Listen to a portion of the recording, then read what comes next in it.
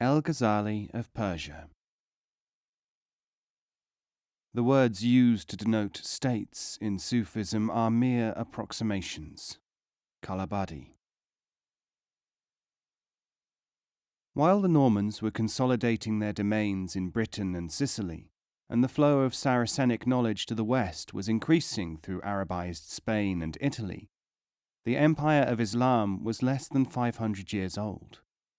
The top-heavy priesthood, whose functions were prohibited by the religious law but immensely powerful in fact, was desperately trying to reconcile Greek philosophical method with the Quran and the traditions of the Prophet. Having accepted scholasticism as the method whereby religion could be interpreted, these dialecticians yet found themselves unable to demonstrate the truth of their beliefs by intellectual means. Society had, through the circulation of knowledge, outgrown formal dialectic. Excellent economic conditions had produced a large intelligentsia which needed more than dogmatic assurances or the assertion that the state must be right. Islam was the state. Islam seemed likely to fall apart. A young Persian of Meshed, known as Muhammad Al-Ghazali, the spinner, orphaned at an early age and brought up by Sufis, was at this time at college in Central Asia. He was destined to achieve two remarkable things, as a result of which both Islam and Christianity bear some of the characteristics which they still have today. Orthodox Islam was opposed to Sufism, which was regarded as attempting to ignore the law and substitute personal experience of what religion really meant, a very heretical idea. But Muhammad al-Ghazali it was who proved the only man able to reconcile Islam with intellectualism and fixed the ultimate creed of the Ash'ariya and established its dicta as the universal creed of Islam, as Professor Hiti says. So successful was this heretic in becoming the virtual father of the Muslim Church that even the most orthodox still call him by the highest academic title known, the authority of Islam. In under 50 years after their composition, his books were exerting a tremendous influence upon Jewish and Christian scholasticism. He not only anticipated in a remarkable fashion John Bunyan's Holy War and Pilgrim's Progress, but influenced Ramon Martí, Thomas Aquinas, and Pascal, as well as numerous more modern thinkers. Such books as The Destruction of the Philosophers, The Alchemy of Happiness, and The Niche for Lights continue to be eagerly studied and contain a great deal of his teachings. Known in the Middle Ages in Europe as Al-Ghazal, Abu Hamid Muhammad al-Ghazali took up the questions which, as more than one writer notes, the Christian theologians gratefully handed over to the Muslim thinkers, and he returned the answers, arrived at by what Professor Hiti calls the mystico-psychological method of the Sufi. The accepted position of Sufism, whereby it is acknowledged by many Muslim divines as the inner meaning of Islam, is a direct result of Ghazali's work. The ideas which Ghazali passed on and which influenced both St. Thomas Aquinas the Dominican and St. Francis of Assisi, each in his own way, caused a confusion in the minds of writers on Western mysticism which endures to this day. To the Sufi, the Ghazalian stream in two different emphases is seen plainly in the work of both intellectual Dominicans and intuitive Franciscans. The two influences, separated because of the phenomenon of adaptation and specialization in one Sufic method without the others, are so clearly definable that even if one did not know of any source for the inspiration of these Christian teachers, it would be possible to identify the Sufic stream. Evelyn Underhill, Mysticism, has managed to convey the underlying unity of the seemingly separate streams of the two Christian schools. Apparently without having heard of the Sufi influences on Christian mysticism, she is able to note that both the Dominicans and Franciscans were basically rooted in contemplation, and, because of this, were able to interpret to the medieval world the great spiritual traditions of the past. Ghazali, by using the Sufi concept that all religious and psychological activity is essentially of the same nature, representing a continuing tradition which can be furthered by certain individuals, arrived at the position where he could represent both the mystical and the theological worlds perfectly within their own contexts. In so doing, he was able to demonstrate the inner reality of religion and philosophy in such a way as to appeal to followers of any creed. The consequence was that, although his work was revered by followers of different traditions, there was a mistaken tendency to assume that he had been attempting a synthesis of religion. A Christian theologian, Dr. August Tholuck, puts his work in these terms, while agreeing that Ghazali's writings should be acceptable to Christianity.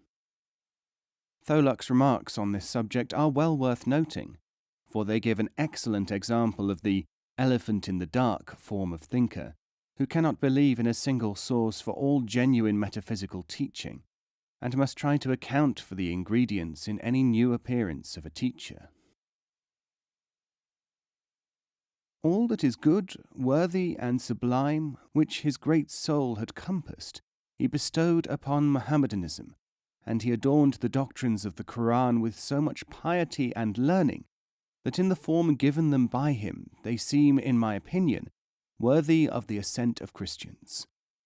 Whatever was most excellent in the philosophy of Aristotle or in the Sufi mysticism, he discreetly adapted to the Mohammedan theology. From every school he sought the means of shedding light and honour upon religion, while his sincere piety and lofty conscientiousness imparted to all his writings a sacred majesty. Hardly anything will shake the intellectualizing observer in his confidence that everything which he is studying is made up of a patchwork of other things. At a time when few divines were considered capable of reciting a tradition of the Prophet correctly unless they were greybeards, Ghazali was appointed a professor at the famous Nizamiya Academy at Baghdad at the age of 33. His intellect was of such an order as to be unsurpassed in Islam. For him, the real object of education was not merely to provide information, but the stimulation of an inner consciousness, a concept too revolutionary for the scholastics of the time. He propounded this theory in his Ihya al-Ulum. As in the case of Rumi, who spoke of the limitations of poetry only when he had become a great poet, Ghazali could afford to show up scholasticism by the time he had no fewer than 300,000 traditions of the Prophet by heart, and was the authority of Islam. His intellectual powers were yoked to a restlessness of mind which, as he says in his own autobiographical writings, made him tirelessly investigate every dogma and every doctrine which he came across, and this from his early youth. While he was still teaching, Ghazali came to the conclusion that canon law, on which he wrote authoritative books, was an insufficient basis for reality, and he lapsed into skepticism. Resigning his post, Ghazali spent 12 years, the traditional dervish period, in wanderings and meditation, returning to his Sufi background for the answers which he did not find in the ordinary world. He confesses that he was an egoist and craved applause and recognition. When he realized that this was a barrier to real understanding, he did not abruptly demean himself by choosing the path of blame, the panacea offered to many mystics. He decided that he would use conscious development in order to arrive at objective truth. During his period of detachment from the world, after he had abandoned his career as a scholastic, which had saved Muslim theology from decay, Ghazali relates how he battled with his commanding self. He had been wandering throughout the East on pilgrimages and seeking enlightenment in the manner of the dervishes, when he entered a mosque. In the sermon, the Imam was ending his discourse with the words, "So speaks our leader Ghazali." The wandering dervish said to himself, "O commanding self, how pleasant it is to you to hear this said. Yet I shall not tolerate this indulgence any more. I leave this place forthwith, to go where nobody talks of Ghazali." The theologian, accepted master in matters of outer religion, knew that the realization of what might be meant by the term God was something which could only be appreciated by inner means, not accessible through the framework of any formal religion. "I travelled to Syria," he says, "and remained there for 2 years.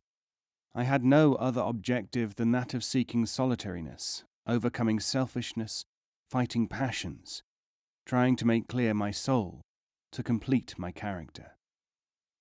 He did this because the Sufi cannot enter into understanding until his heart is prepared to meditate upon God, as he calls it. This period of time was sufficient only to give him sporadic flashes of spiritual fulfillment, foretaste, the stage which is considered by most non-Sufi mystics to be the ultimate, but which is in fact only the first step. It had become clear to him that the Sufis are not men of words but of inner perception. I had learnt all that could be learnt by reading. The remainder could not be acquired by study or by talk. Instead of being bemused by his ecstatic experiences, considering them the be-all and end-all of the mystical quest, Ghazali realized that the so-called absorption in God, considered to be the goal of the Sufi, is in fact only the beginning. He had exhausted scholasticism and intellectualism because he realized that they had an end, and so he was able to exhaust the preliminary stages, which passed as mystical experience in a final sense. He was able to do this because he attained what he sought, a form of cognition which, like a directing beam, gave him a sense of certitude and a means of reaching the ultimate realization. It is something, he reports, describing this perception, as specific as if one had actually touched an object. Relating happiness and fulfillment to a process of alchemical transmutation of the human mind, Ghazali gives a story of Bayezid, one of the early classical Sufi masters, in his Alchemy of Happiness, to stress how the amour-propre, commanding self, must first be seen in its real light before any refining can actually be done. A man came to Bayezid and said that he had fasted and prayed for 30 years, and yet had not come near to an understanding of God. Bayezid told him that even 100 years would not be enough. The man asked why. "Because your selfishness is working as a barrier between yourself and truth." "Give me the remedy." "There is a remedy, but it is impossible to you." The man insisted, and Bayezid agreed to describe it to him. "Go and shave your beard. Strip yourself naked, except for a loincloth. Fill a nosebag full of walnuts and go to the marketplace. There cry out, 'A walnut for every boy who slaps me.' Then make your way to the court where the doctors of law are in session." "But I really could not do that. Give me some other method." "This is the only method," said Bayezid, "but I have already told you, there is no answer for you." Ghazali, like other dervish teachers, maintained that Sufism was the inner teaching of all religions, and he used many quotations from the Bible and Apocrypha to make his points. He wrote an early critical work on distortions in Christian ideals, Al-Qawl al-Jamil fil Radi al-Aman Gaya al-Injil. As a consequence, of course, he has been said to have been under Christian influence. He was, in fact, less so than even the British Broadcasting Corporation, when it occasionally uses Sufi stories in its morning religious program, probably deriving them from secondary sources, and using them in their esoteric sense when they accord with nominal Christianity. Ghazali was widely accused of preaching one thing and secretly teaching another. This is undoubtedly true if it is accepted that he regarded active Sufism as a specialized undertaking, suitable only for a limited number of people with the capacity for adepthood. The external and doctrinal aspects of Islam which he enunciated with such impeccable orthodoxy were intended for those who could not follow the inner Sufi way. The perfected man, Insani Kamil, because of his living in different dimensions at the same time, must appear to follow more than one set of doctrines. A man who is swimming across a lake is carrying out actions and responding to perceptions other than a man walking down a hill, for instance. He is the same man, and he carries with him when he is walking all the potentiality of swimming. With extraordinary bravery, he actually states this in his Mizan el-Amal, Balances of Work. The perfected man has three frameworks of belief. 1. That of his surroundings. 2. That which he conveys to students in accordance with their capacity for understanding. 3. That which he understands from inner experience, only to be known among a special circle. His Mishkat el-Anwar, Niche for Lights, is both a commentary on the famous light verse of the Quran and a rendering of its initiatory significance. The verse of light from the Quran, Surah 24, verse 35, itself states that it is an allegory and that its inner meaning must be understood metaphorically. The idea of illuminism, and especially the analogy of the lamp in Sufism and its derivatives, comes from this verse. It is the transmitting of the meaning of the lamp allegory which forms a part of the Sufi esoteric development, because the lamp has to be experienced as soon as the individual consciousness is capable of perceiving it. This is the verse of light. Allah is the light of the heavens and earth. His light is resembled by a lamp within a niche. The lamp is within a crystal like a shining star.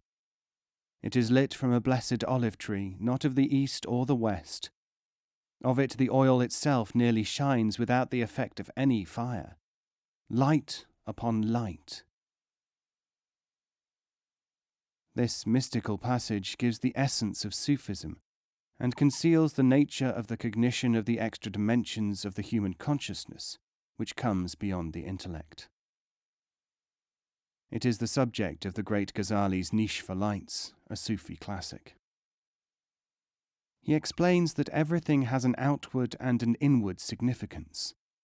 They do not operate together, though they both work consistently within their own dimensions. The version which is available in general circulation, it is true, does not contain the interpretation which is handed down by the present representatives of the dervish fraternities. But this is only because the key to this extraordinary book cannot be expressed in words, but is an extension of personal experience. In other words, it cannot be understood unless it is experienced. This fact, a basic one in Sufism and stressed by numerous Sufi writers, may easily be misunderstood by formal thinkers. In a translation of the Niche made in English by the director of the School of Oriental Studies, Cairo, Mr. W. H. T. Gardner speaks of the difficulty of understanding Ghazali on the subject of the point at which belief and disbelief meet, and much else. All these things are incommunicable mysteries, secrets, from the revealing of which our author, Ghazali, turns away at the exact moment where we expect the denouement. The art is supreme, but something more than tantalizing. Who were the adepts to whom he did communicate these thrilling secrets? Were these communications ever written down for or by his brother initiates? Ghazali is referring to secrets which are experienced and cannot be written down. He is not trying to tantalize at all. There are really 4 parts of Ghazali's work. The first is the philosophical material which he placed at the disposal of Muslim theologians and intellectuals for the purpose of keeping the theoretical framework of the religion together. Then comes his metaphysical teachings as contained in such works as the Niche and the Alchemy.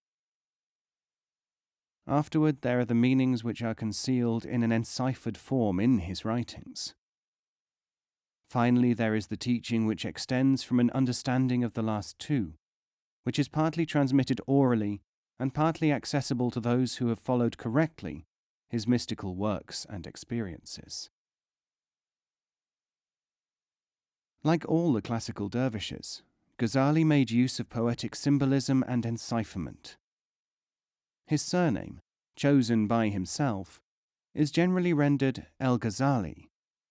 Primarily, this means the spinner. This appellation denotes one who spins, works with material such as wool, the code word for Sufi, and carried the connotation of the need to spin or to work upon one's materials and one's self. Also, by vocation association, it is linked with Fatima, which means the dyer, Muhammad's daughter. From her, all descendants of the Prophet trace their pedigree. They are believed to inherit the inner teaching of Islam, showing where it connects with all genuine metaphysical traditions. The care with which these poetic names are chosen is shown by the numerous other associations of the word. Ghazali also stands for gazelle, the generic term for various types of antelope, such as the oryx, which is a literal homonym for a lover. The three-letter root GHZL, from which the whole series of words is derived, also produces the word ghazal, which itself is the standard Arabic and Persian technical term for a love poem, an amorous verse. Other derivations from this root include a spider's web, something spun, which is in this case intended to be a reference to action coming through faith. The action was the spinning of a web across a cave mouth where Muhammad and his companion Abu Bakr were hiding from their enemies on a famous occasion. A Sufi aware of these traditions therefore interprets Al-Ghazali's name in accordance with the principles on which it was chosen. To him, then, it means that Ghazali follows the path of love, of Sufism, wool, which means work, spinning in this case. Ghazali has left these keynotes to be picked up by his successors, including the hint of the continuity of an inner doctrine, Fatima the dyer, within the religious context in which he lives. The methodology of Ghazali is followed in the traditional Sufi orders with various variations. He defended the special use of music to elevate the perceptions in his ear, and music is used in this way in the Mevlevi and Chishti orders of dervishes. The tune known in the West as Ravel's Bolero is actually an adaptation of one of these specially composed pieces. He points out that in order to develop higher faculties, self-pride must be recognized and overcome. This forms another part of Sufi training and study. He points out that the consciousness must be transmuted rather than suppressed or distorted. It is this very use of the phraseology of alchemy by the Sufis of the Middle Ages which is responsible for a very great deal of confusion in the minds of later researchers as to what alchemy really does mean. Some say that it is a disguised form of a spiritual quest. Others reply that the laboratories of the alchemists have been examined and show every indication of having been used for real experiments. Works attributed to spiritual alchemists have been described as chemical treatises. Thus Ghazali. Alchemical gold is better than gold, but real alchemists are rare, and so are true Sufis. Who has but a smattering of Sufism is not superior to a learned man. Alchemy of Happiness. First of all, it should be remembered that a great part of the alchemical tradition of the West came through Arabic sources, and that the so-called Emerald Tablet of Hermes the Thrice Greatest is found in its earliest form in Arabic. Further, the first classical Sufi was Jabir ibn al-Hayyan, surnamed the Sufi, the alchemist and occultist, the Latin Jaber, who lived 3 centuries before Ghazali. The great work is a translated Sufi phrase, and the doctrine of the microcosm and macrocosm, what is above is equal to what is below, is also found in Sufi tradition and expounded by Ghazali. As Sufism is not a mere invention which took place at a certain point in time, it is inevitable that similar ideas should occur in other genuine inner traditions. Unless all these points are firmly grasped, there can be no advantage in observing the theory of transmutation from coarse to fine from an inadequate standpoint.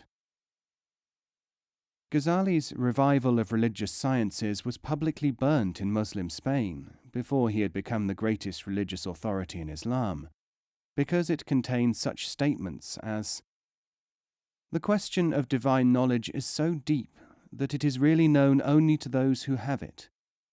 A child has no real knowledge of the attainments of an adult.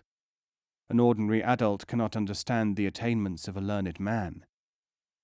In the same way, a learned man cannot understand the experiences of enlightened saints or Sufis." The revival contains most important expositions of the Sufi love ideal. Affinity of humanity for each other and of humanity for creation is stressed. Quoting the Sufi master Malik ibn Dinar, Ghazali says in Book 4, "Just as birds of the same feather fly together, 2 persons having a quality common to both will join."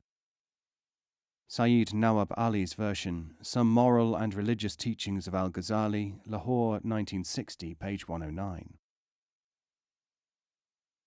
Ghazali points out that a mixture of a pig, a dog, a devil, and a saint is not a suitable basis for a mind which is attempting to attain deep understanding of things, which this mixture by definition cannot attain. You must stop looking at a cushion if you are trying to look at a lamp.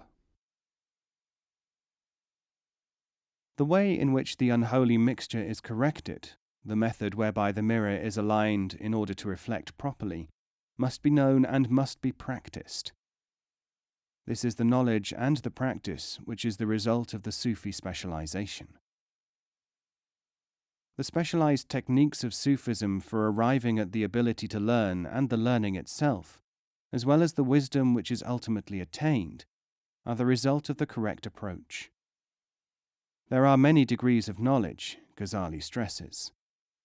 The mere physical man is like the ant crawling on paper, who observes black lettering and attributes its production to the pen and to nothing more. Alchemy of Happiness. What is the product of this specialization as far as the ordinary world is concerned? Ghazali answers this in specific terms in the Alchemy. Some people rule their own bodies.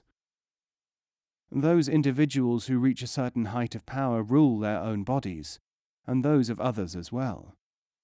Should they desire an invalid to recover, he does so. They can make someone come to them by an effort of will. There are 3 qualities which are the consequence of Sufi specialization that can be expressed in terms perceptible to the ordinary reader. 1. The power of extra perception, consciously exerted. 2. The power to move bodies outside their own mass. 3. Immediate consciousness of knowledge. Even that which is normally acquired only by labor becomes theirs by illumination or insight. These faculties may appear to be separate or strange, but they are in fact only a part of a higher stage of being or existence, and can be recognized by ordinary people only in this crude way. This interrelation cannot be explained in the usual way, just as in more mundane things we cannot explain the effect of poetry to one whose ear cannot accept it, or colour to one who lacks the function of sight. Man, Ghazali points out, is capable of existing on several different planes. He does not normally know enough about them to be able to differentiate. He is on one of 4 planes. The first plane is when he is like a moth. It has sight but no memory. It will be singed again and again on the same flame. The second is where he is like a dog. Once beaten, it will flee at the sight of a stick. The third is like that of a horse or a sheep. Both will run immediately if they see a lion or a wolf, which are their natural foes. They will, however, not flee from a camel or a buffalo, even though both are much larger than their hereditary enemies. The fourth plane is that in which man entirely transcends these animal limitations. He is now able to exercise some foresight. The relationship between these stages in respect of locomotion can be likened to 1. Walking on the land, 2. Being on a ship, 3. Riding in a chariot, 4. Walking on the sea. Beyond all these, there is the phase in which one might say that the man can fly by his own power through the air. The commonalty remain in one of the first 2 stages. In these, they do not endure as much as they should. Being static, they are invariably inimical to those who are in movement. In his metaphysical work, Ghazali seldom troubles himself to exhort people to follow the Sufi path. In one passage, however, he does emphasize one argument. If, he says, what the Sufis are saying is true, that there is an urgent undertaking in life which bears a relationship with one's future state, it will matter very much in the future state. If, on the other hand, there is no such relationship, nothing will matter. Therefore, he asks, is it not better to give this point of view the benefit of the doubt? Later, it will be too late.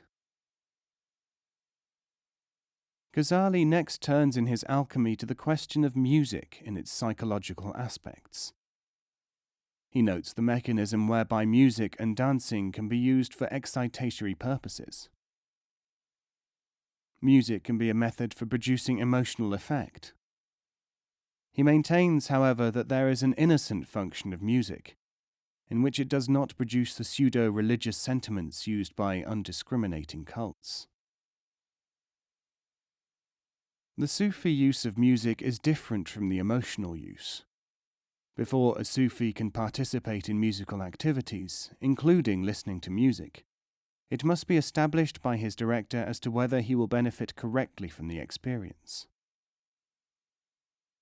A story is related here to show how a Sufi teacher, Sheikh Ghazali, explained that a certain disciple was not yet fitted for the audition of music in the Sufi, objective sense.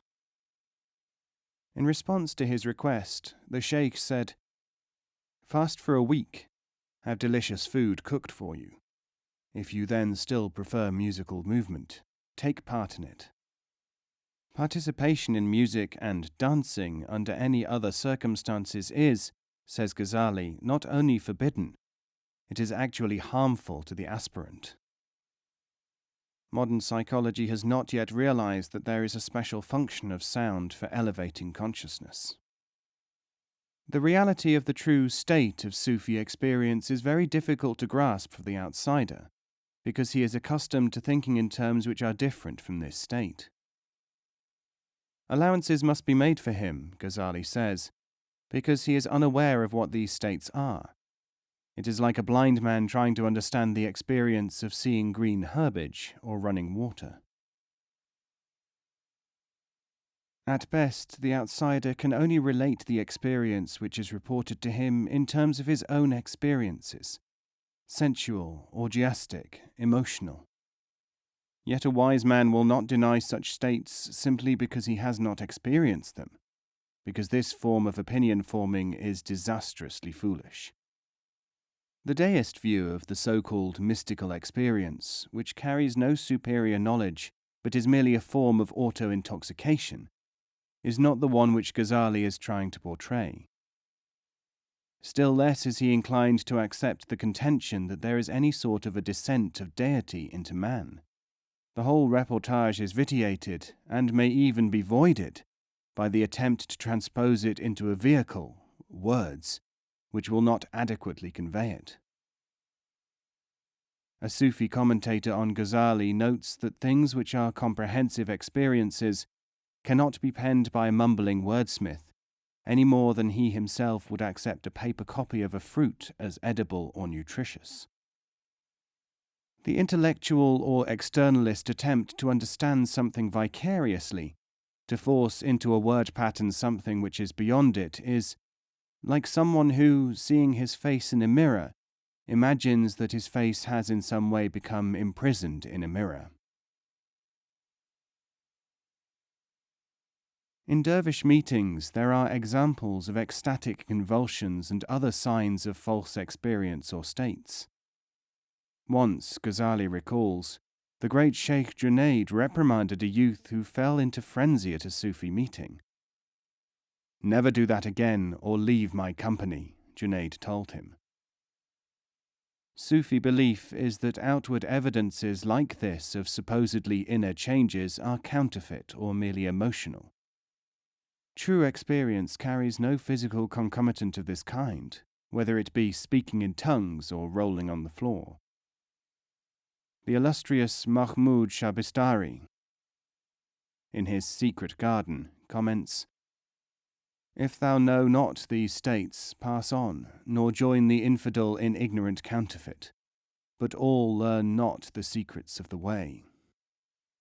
These demonstrations are, in a way, associated with the emotional use of words which is the shortcoming and, ultimately, the downfall of the formal religions. Making phrases connected with God, faith, or any religion is an external, at best an emotional, matter. This is one reason why Sufis will not discuss Sufism in the same context as religion. Different planes are involved. Once there has been an inner experience of what is meant by the familiar phraseology of religion, the phrases cease to have any meaning at all, because the transition from the coarse to the finer has taken place. Ghazali illustrates this fact by a report. The Sufi master Fudail, died 801, said, "If asked whether you love God, say nothing.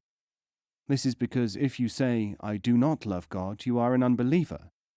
If, on the other hand, you say, 'I do love God,' your actions contradict you." If a person knows what religious love is, he will express it in its own way, not in a way which is familiar to those who do not know. Everyone will be uplifted, or the reverse, in accordance with his own capacities, and that with which he is familiar. Ghazali reports that a man collapsed in a perfume bazaar. People tried to revive him with sweet odours. Presently someone who knew him said, "I have been a dustman. This man is also one. He will be revived by the smell of that which is familiar to him." Accordingly, some nauseating substance was held under his nose, and he immediately revived. This kind of contention is generally anathema to those who seek to attribute familiar sensations to a higher order of being, and assume that they are experiencing at least some measure of the divine or mystical, in forms which are nothing more than grosser ones. The grosser form is suitable to its context and cannot be transposed. A petrol engine cannot be run on butter, even though butter is, in its own place, a very excellent thing. Nobody would think of referring to it seriously as petrol, however. The Sufi doctrine of a continuum of refinement of matter will here be seen to be quite different from that of other systems. The other two schools hold that materiality must either be shunned altogether, or that it must be made use of. In actual fact, every degree of materiality has its own function, and materiality extends in successive refinement until it becomes what has been generally considered to be separate, spirit. Ghazali enunciated the doctrine that is necessary to realize the multiple functions at different levels of what appears to be the same thing. For example, the eye may see the large as small, the sun as the size of a bowl. Intelligence understands that the sun is in fact many times larger than the earth. The faculties of imagination and fantasy often produce beliefs and pass judgments which they consider to be products of the intelligence. The error is consequently in the lower mental processes to the unwary or insensitive. Niche of Light's first part. By insensitive, he means those who do not allow themselves to feel multiple impact and meaning. Among numerous illustrations of the working of this tendency, he says in his revival some important things about the self. The self means, in one sense, the personality of man, which is used to handle outside impacts and employ them for gratification. But it also means the inner or essential quality of the individual. In this capacity, its formal name changes in accordance with its functions. If the essence operates correctly in reorganizing the emotional life and preventing confusion, it is known as the peaceful self. Operating in the field of conscience, when it is activated to remind the man or woman of certain matters, it is called the accusatory self. There has been tremendous confusion in this matter, because for purposes of examination and teaching, the essential self has to be given a name. Yet its differing modes of operation, according to what work it is performing, can give the impression that it is a number of different things, or even that it is at different stages of development. It is legitimate to represent the process as being composed of stages, but this is at best only an illustrative distinction. The Sufi whose consciousness is operating correctly will regard the different phases of the essence's transmutation in a special and distinctive way, not adequately duplicated in familiar terminology. When the essence is operating in a way normal to undeveloped man, it gives its potential to the mechanism which indulges primitive satisfactions, and is then known as the commanding self. Certain conditions, he stresses, are easily understood and give the impression that everything can similarly easily be understood. But there are situations which can only be understood by those who see them in a certain special way.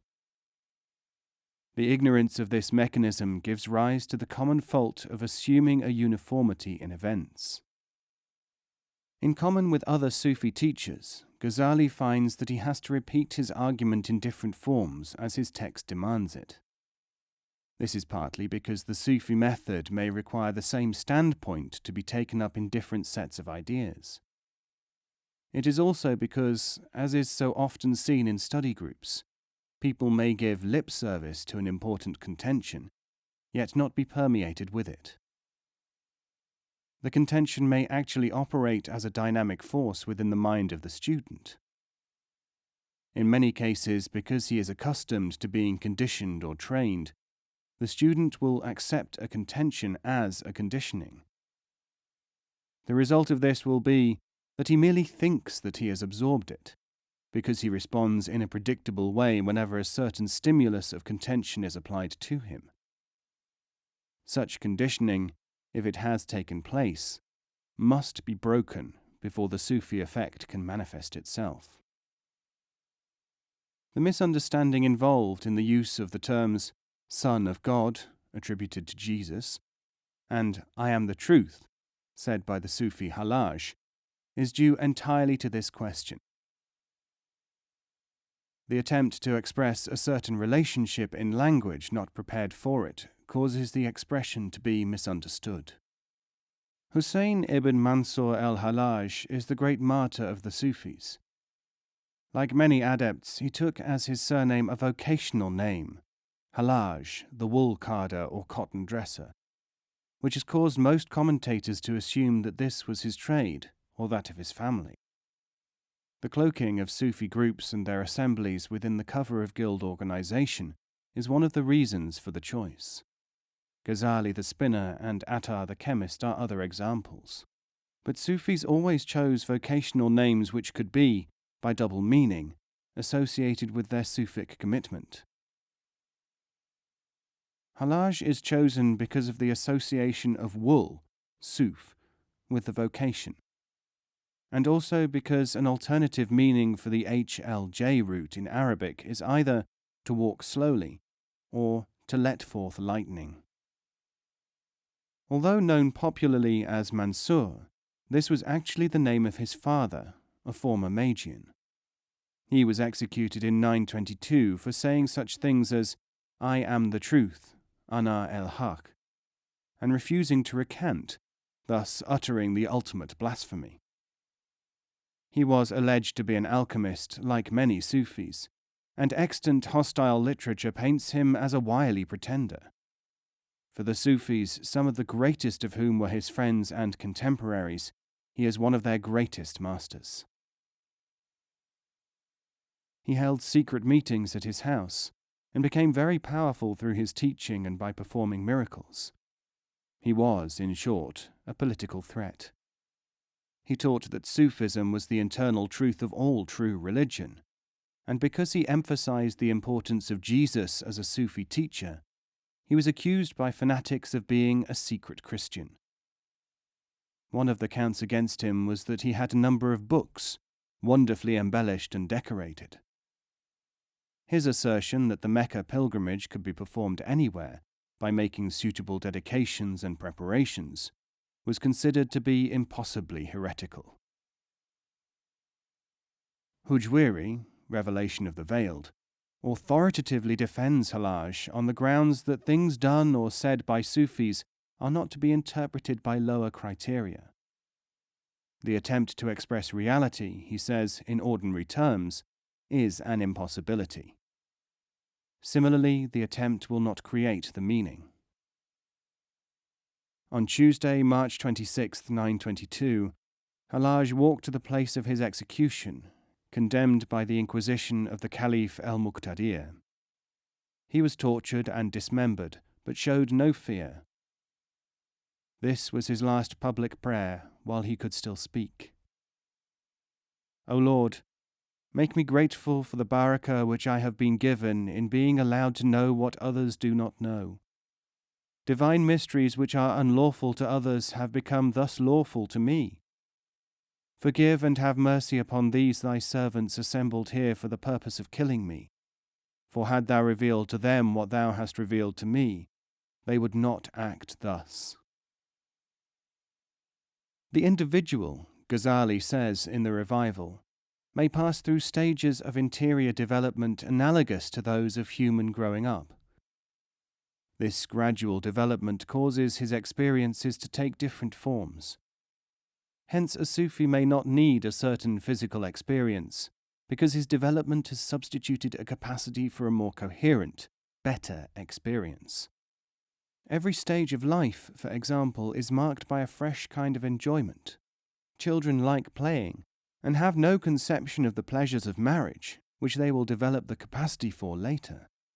The adult, in his turn, will in his younger days have no capacity for the enjoyment of riches and greatness, which is experienced by the middle-aged. The latter, in their turn, may consider earlier delights as much less significant than their current ones. More developed individuals, of course, will consider incomplete, impalpable, or sporadic the conventionally familiar indulgences when compared with their new capacities for appreciation. The alternation of allegories, which prevents their becoming crystallized into mere conditioning mechanisms, is a common procedure in the living teaching of Sufi schools. Ghazali in his works often changes his teachings in an outward sense, while the inner meaning remains the same. In his Minhaj al-Abidin, he treats of the progress of the alchemizing of the consciousness in 7 valleys of experience. The valleys of knowledge, turning back, obstacles, tribulations, lightning, abysses, and praise. This is the more theological frame of projection of the Sufi method, and forms the medium through which the Muslim and Christian devout of the Middle Ages was able to gain a glimpse of Sufi teaching. It is interesting to note that Bunyan and Chaucer used this Sufi material, drawing heavily upon its imagery, to provide a stiffening for Catholic thinking. Eastern teachers such as Attar and Rumi maintained contact with the more direct stream of meaning of the quest theme, probably because they were practical, as well as theoretical, teachers within their own schools. Man's happiness undergoes successive refinements in accordance with his state of being, according to Ghazali. This teaching, which will not accept the usual human view that there is one standard form of happiness, an abstraction, is a marked feature of Sufi law. Man contains diverse possibilities, each responding to its own type of enjoyment. Initially, there is the physical one. In a similar way, there is the moral faculty, which I call real reason, which enjoys the attainment of as much knowledge as possible. There are thus the outward and inward indulgences. In accordance with their refinement, so will they be preferred. A man, then, who has a capacity for acceptance of a perfection of being will prefer the contemplation of this. Even in the present life, the happiness of the right seekers is incomparably greater than can be imagined.